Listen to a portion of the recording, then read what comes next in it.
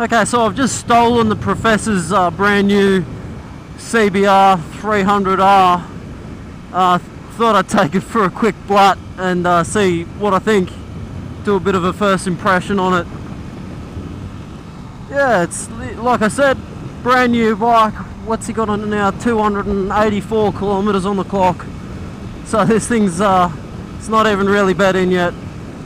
So there are a few things I feel like I can comment on straight away about this bike. The first thing is the sound. I don't like it. It's a single cylinder where it kind of sounds weird for what sort of bike it is.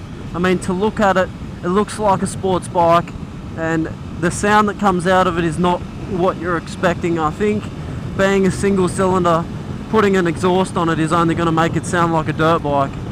The second thing I noticed the second I stepped onto it is physically small. It's I mean, I can tell it's very light. I can throw it around a fair bit, but it's also short and yeah, it's not very high and it's not very long. I kind of feel like I'm sitting right at the back of the seat right now, so much so that I can feel the front of the pillion seat touching me on the back of the arse, and I still feel like I'm sitting too far forward. Like I couldn't lean over the tank. If I leaned over the tank right now, I'd be touching the bottom of my chin on the front windscreen, I think. I'm probably going to piss all the CBR fanboys off by saying this, but the tyres that come on this, and I believe they come on all CBRs from factory, are fucking shit. I can't remember what they are, but there's some brand I've never heard of, and the tread pattern on them looks like rubbish, and they don't feel so great. I mean, I haven't tried tearing up a mountain on them. They might be alright tyres once you get used to them, but yeah, they don't feel very good to me right now. And I kind of expected from Honda that there would be more of a brand name tyre on this thing from factory, so that's a bit weird. One thing I noticed as soon as I started riding this thing is that the gear change is it's a little bit rough. It almost feels like the clutch is on or off, and it just jerks and slams into gear. You know, it's something I'm getting used to, but certainly in comparison to mine, it's it's a bit rough. So we're doing 106 according to the speedo, which, as we all know, most bikes are a fair way out from factory. That's probably more like 100, maybe even 98. 6,600 RPM at that speed. Surprisingly, considering it's a one cylinder, there's not a heap of vibration. I mean, there's definitely some through the handlebars and through the seat, but it's not unbearable. It also doesn't feel like it's wringing its tits off.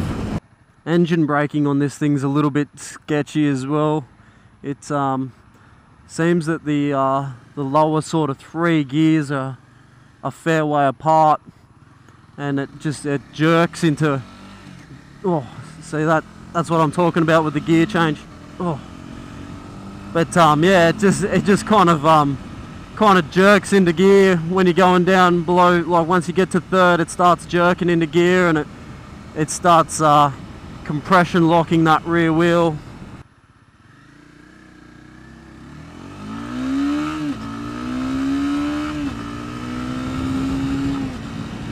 So that's how it picks up off the line. It's not too bad, I suppose. Like for a little bike, that was quite pleasant. I mean, the gear changes, like I said, a bit stiff, a bit unrefined. Unrefined's probably the word I'd use. Fuck, I can't remember where I'm going.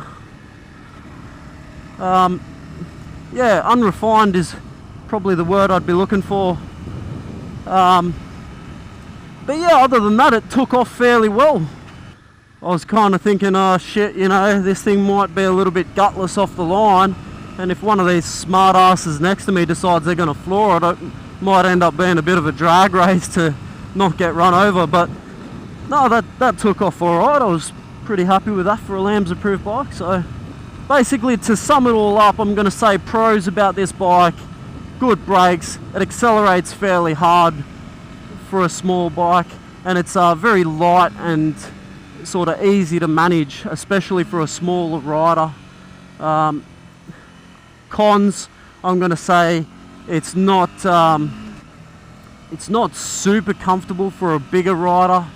The gear change is definitely a con for me, and I don't like the noise it makes.